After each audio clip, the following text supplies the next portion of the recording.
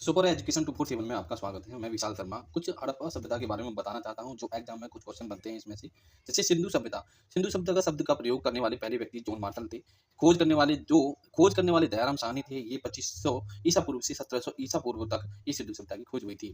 जैसे अपनी अपनी महान ये सिंधु सभ्यता जो अपनी महान शहरी योजना और सीवेज प्रणाली के लिए जानी जाती थी।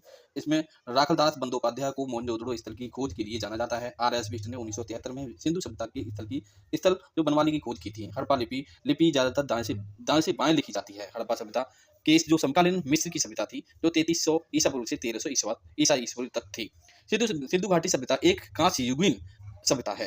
रेडियो कार्बन डेटिंग के अनुसार वर्ष 2500 से 1750 ईसा पूर्व तक ये फैल गई थी। भेड़ बकरियां कुत्ते मवेशी भैंस और हाथी सिंधु सभ्यता घाटी की पालतू पालतू थे। यह बिना गढ़ वाला एकमात्र हड़प्पा स्थल में कौन सा शहर है? इसमें आंसर है चौंदड़ू। इसकी खुदाई 1931 में एन जी मजूमदार ने की थी। सिंधु नदी के किनारे पर स्थित है चौंदड़ू, और वर्तमान में सिंध पाकिस्तान में मोहनजोदड़ो के पास स्थित है। आगे चलते हैं।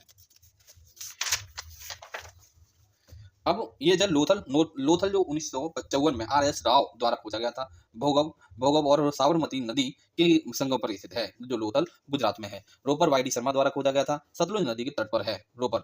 आलमगीर जो 1958 वाई डी शर्मा द्वारा खोजा गया और मेरठ में यूपी में है, और ये हिंड नदी के तट पर है। हड़प्पा हड़प्पा के सुरकोटदा स्थल के घोड़े के निशान मिले।